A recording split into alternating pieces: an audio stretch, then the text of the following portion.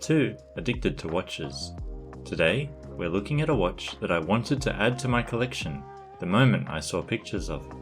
It comes from Seiko's 5 line of watches, so you know it will be affordable, and I think it makes a good case for itself as a one-watch collection.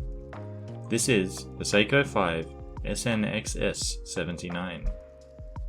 Unfortunately, like the SNK807 I looked at in a previous video, this is another model that Seiko have decided to discontinue, which means that prices have gone up a little, but it can still be had for under $150 if you look around.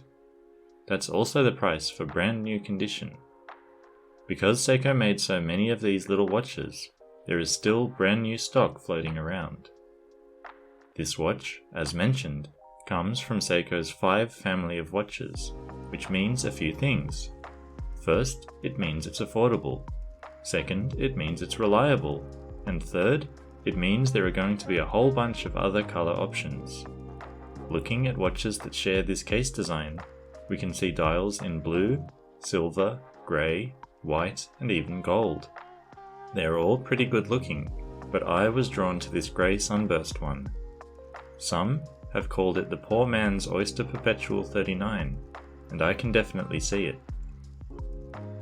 Being a Seiko 5, the official retail price is a little bit hard to track down, but before it was discontinued, it was readily available around $100 US. This color variant is probably the most popular color, so it's not quite as easy to find as some others, but it still can be found in new condition for around $150. That's about a 50% increase on the original price, less than the markup on a grey market Rolex. So, let's take a closer look at the watch, and what better place to start than the dial? It is, after all, by far the most attractive part of this watch, and part of why it was made so popular. It is a brilliant silver grey colour, with a very pronounced sunburst effect that really catches the light. It can go from a dark grey, almost black, to shades of silver, white, and even champagne in some lighting conditions. It's very eye-catching, and good grey dials like this are not as common as you might think.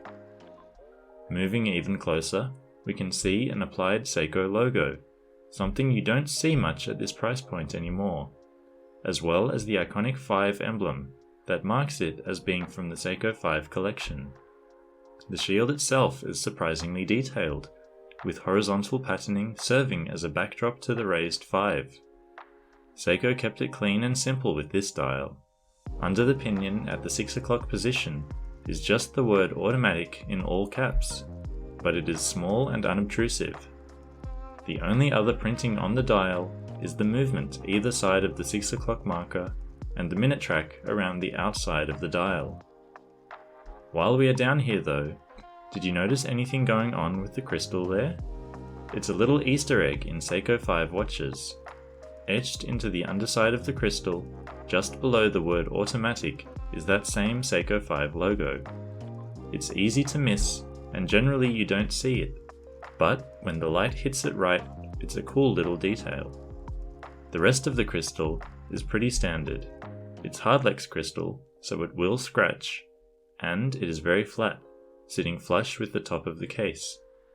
At the price these were sold for, I wouldn't have expected sapphire anyway, so it's perfectly acceptable. Diving under the crystal again, let's take a look at the bits that actually let you read the time, the hands and markers. The hands are straightforward batons, which I like. They match the simplicity of the rest of the watch. Both the hour and minute hands are loomed down the middle, but the needle second hand is not.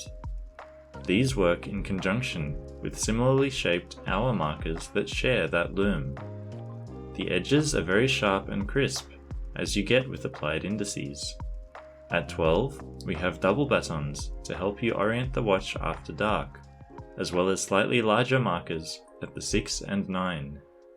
There is no marker, and so no loom, at 3, because instead we have a day and date complication in white that is framed neatly by an applied border. Overall, even with the day and date, the dial still feels pretty balanced thanks to the thicker 9 o'clock marker. We'll have a look at how well that lume is applied a little bit later. Zooming out a little, let's take a look around the case. It's a simple case, but at the same time quite elegant and versatile. The sizing is just about spot on for my preferences in a watch like this. We have a case diameter of 37mm, which is big enough to look appropriate, but small enough to disappear when you don't need to know it's there.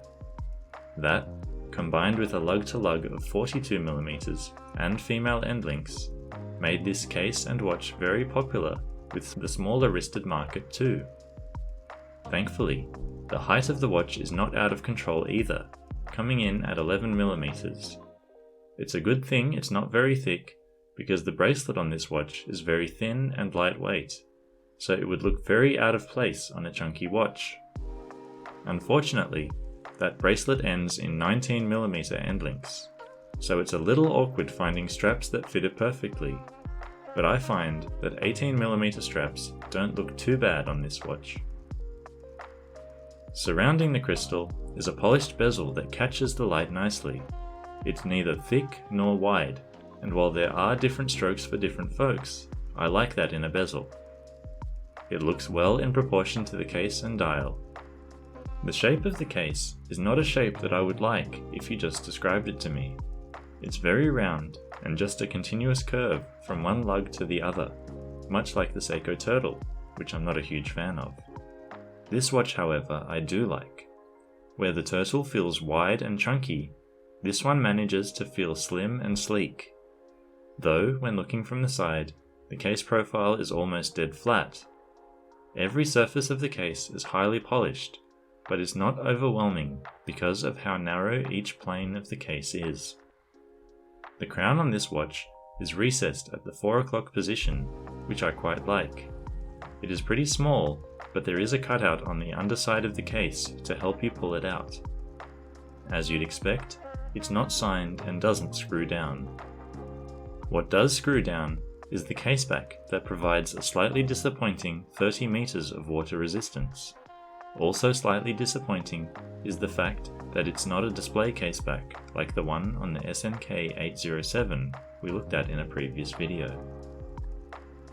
Seiko did make a slightly odd choice here though, of combining that all-polished case with an all-brushed bracelet.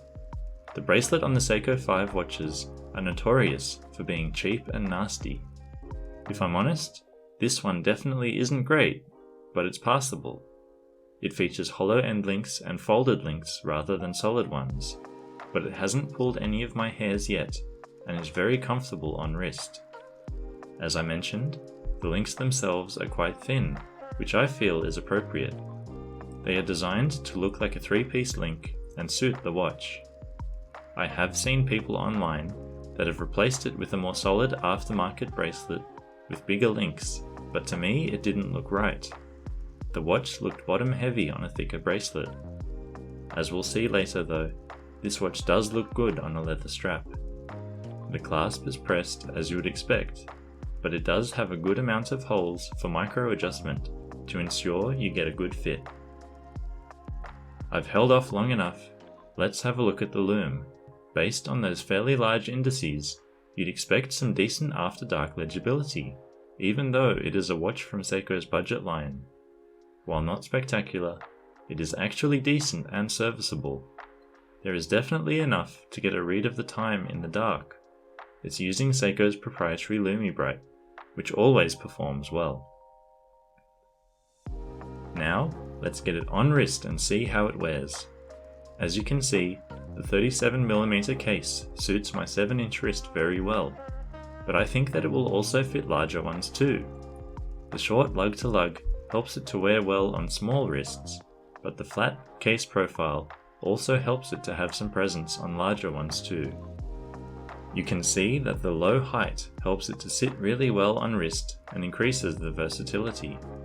It can easily slip under a cuff if you need it to. When I turn my wrist, the brilliance of that sunburst grey dial catching the light and changing from a deep grey to silver and almost white is visible. Changing it up with this brown leather strap, you can really see how great that grey dial works together. I'm sure you've picked up by now that I'm a big fan of this one. I wanted to add one of those watches to my collection for a very long time and always had an eye out. I eventually found one at a reasonable price and didn't hesitate to buy it. Am I satisfied with my purchase? Absolutely. Do I have some things I'd change? Absolutely. This watch is powered by a 7S26 movement, which is Seiko's entry-level movement.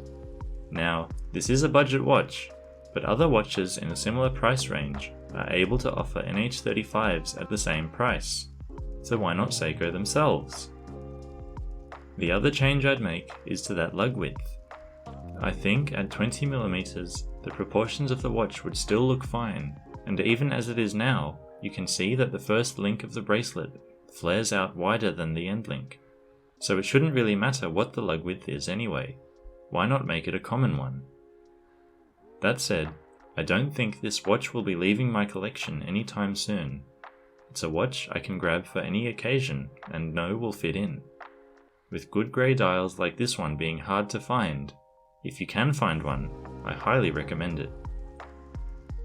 What do you think about this watch?